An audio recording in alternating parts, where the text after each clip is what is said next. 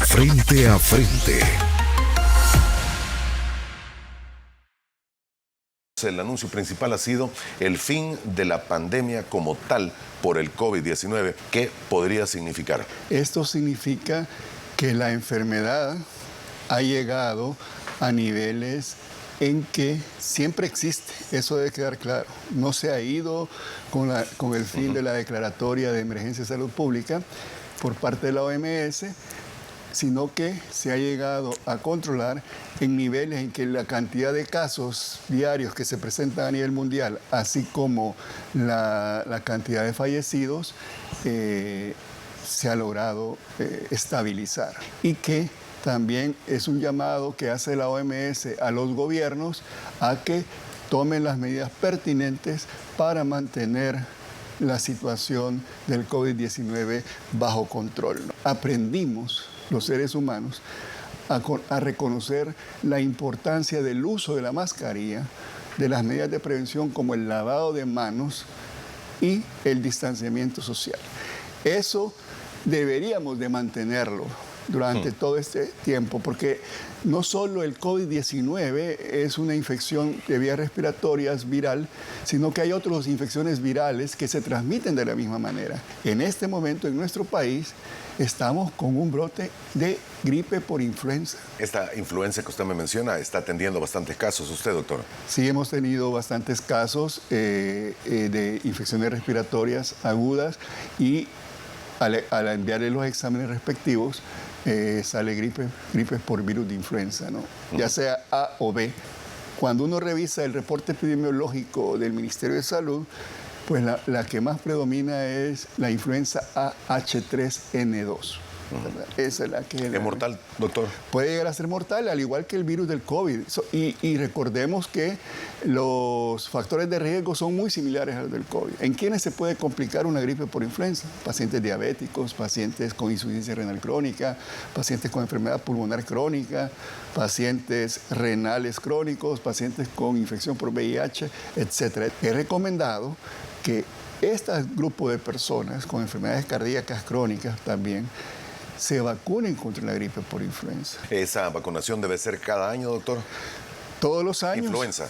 La vacuna contra influenza. Es más, si lo queremos relacionar con el COVID, también decirles de que varias cosas de la vacunación del COVID. En primer lugar, ya hace unos 15 días más o menos, ya los organismos internacionales están recomendando ya no utilizar las vacunas monovalentes contra COVID, sino que pasen ahora las vacunas bivalentes.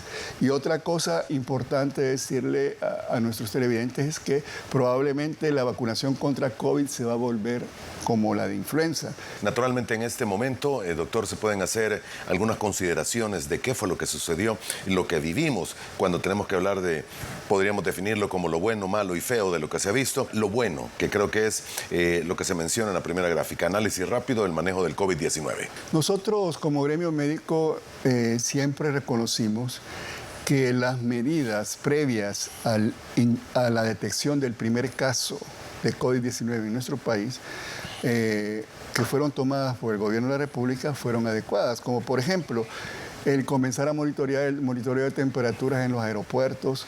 Lo otro que hay que resaltar como cosa buena es la gestión que llevó a cabo el Ministerio de Salud o el Gobierno de la República para la adquisición de las vacunas. Usted está señalando entre las cosas malas la implementación de los centros de cuarentena. Estos centros de cuarentena no estaban con la logística adecuada, sobre todo en los primeros días. No había un hacinamiento completo, el subregistro de casos y muertes por COVID-19 en nuestro país. Que dicen que pudiese ser bastante alto también. Sí, tenemos la fuente más nacional, digamos, en base a datos nacionales de la Oficina Nacional de Enfermedades, hablaba de un exceso de muertes de 21,000 y un poquito más de salvadoreños. Muertes. ¿vea? Y recordemos que la oficina del Instituto de Métricas y Mediciones de Salud de Washington, de la Universidad de Washington, hablaba que en El Salvador hubo un subregistro del 500% en cuanto a muertes y del 400% en cuanto a casos por COVID. Lo feo, dos cosas que yo quiero resaltar. Uno, el manejo político electorero de un problema de salud pública dado por el gobierno sobre la pandemia, donde no fueron los especialistas en salud pública que tiene el mismo Ministerio de Salud el que tomó las decisiones adecuadas o que llevó las riendas del manejo.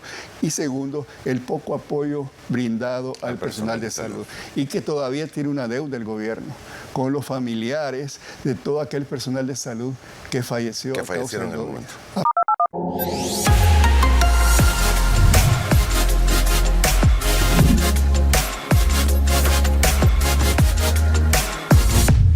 Frente a frente. La unidad sindical salvadoreña, estamos alrededor de 250 sindicatos entre federaciones, confederaciones, sindicatos de trabajadores, y es un esfuerzo que viene aproximadamente ya desde hace 3 años, que hemos convergido con algunos compañeros o con la gran mayoría de líderes históricos en que han hecho lucha en este país, y hemos coincidido con varios puntos que al final se traduce en mejorar las condiciones laborales de los trabajadores. El martes pasado tuvieron ustedes una reunión con el ministro de Trabajo, debo entender, ¿verdad? Es correcto. Por ejemplo, uno de nuestros puntos de agenda propuestos al Ministerio de Trabajo el día martes fue un seguro de desempleo. Ya existen seguros privados, pero obviamente una persona que gana el salario mínimo no es capaz de costearse un seguro privado. Por ende, pues, creemos que es necesario que el Estado debe hacerse cargo de un seguro de desempleo, y ya vemos países que han tenido éxito en esta política de seguro de desempleo. Otro de los puntos que hemos propuesto a la mesa es que se mejore el salario mínimo, que por lo menos se lleve a $400. También le hemos pedido al Ministerio de Trabajo que se pueda contar con una ley para los vigilantes de seguridad privada. Entendemos que esta ley está en la Asamblea Legislativa. Estamos pidiendo también un monotributo para aquellos trabajadores por cuenta propia. Estamos pidiendo también que se rompa el techo de cotización del Seguro Social. Primero queremos reconocer algo muy importante. Este gobierno, a través del presidente Nayib Bukele, por primera vez en años, ha establecido una mesa de diálogo, una mesa de negociación que anteriormente, en años anteriores, 30 años atrás, teníamos que luchar en las calles para poder lograr este acercamiento y un proceso de concertación. Sin embargo, la situación económica que vivimos como trabajadores es que básicamente hemos perdido la capacidad adquisitiva con el salario que tenemos actualmente, y principalmente ese 80% que representa las personas con un salario mínimo. En ese sentido, nosotros hemos llevado como unidad sindical a la mesa la solicitud del aumento del salario como mínimo a $400. ¿Qué les dijo el ministro? El ministro claramente dijo, este es un tema que no compete al Ministerio de Trabajo, es un tema que lo tengo que Consejo del Salario Mínimo. Llevar al presidente de la República. Una vez ellos hagan los análisis de este proyecto y llegue al Consejo Nacional del Salario Mínimo, pues bueno, ahí veremos que los diferentes actores, los actores que conforman el Consejo Nacional del Salario Mínimo, que es un ente tripartito, puedan tomar la mejor decisión. Otra de las propuestas que hemos hecho al Ministerio de Trabajo es que se eche a andar de inmediato o se apruebe la ley de seguridad privada. El ministro de Trabajo con ese tema ha sido bien enfático también. Nos ha dicho, miren, ese tema no es competencia del Ministerio de Trabajo, ese tema le compete a la Asamblea Legislativa. Está en manos de los diputados desde hace 2 años, ¿verdad?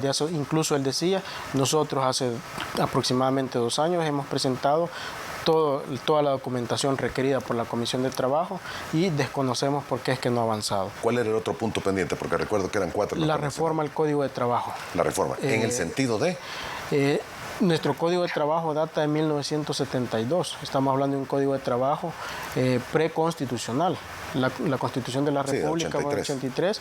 Entonces, incluso también necesitamos que se actualicen para los nuevos tiempos.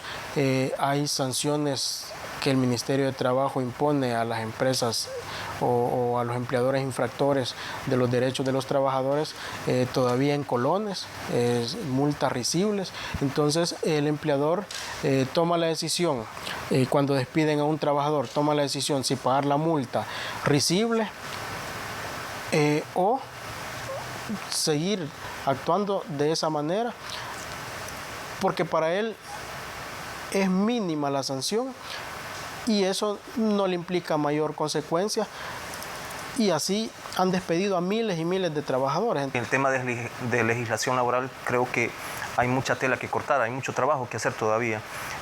Nosotros confiamos en la apertura que se ha tenido por parte del gobierno Nayib Bukele con esta mesa de negociación, que podamos discutir este tema, particularmente en el tema de la legislación laboral. El Código de Trabajo solo es una parte de... el Código de Trabajo básicamente rige a todo el sector privado, pero además de eso hay otros tipos de legislaciones, como está la ley de la carrera administrativa, la ley de servicio civil, la ley, en este caso, de la seguridad privada, que están encaminadas precisamente a regular la relación de los trabajadores y el sector empleador, básicamente segregadas y divididas. La realidad es que como trabajadores tenemos un solo sentir, tenemos un mismo camino, desarrollamos y buscamos las mismas condiciones laborales para todos, y no es posible de que se mida y se trate para una clase y a un sector de una forma y a otro sector de otra forma, discriminando sus derechos. Creemos que se tiene que revisar todo el contexto que tiene que ver con la legislación laboral.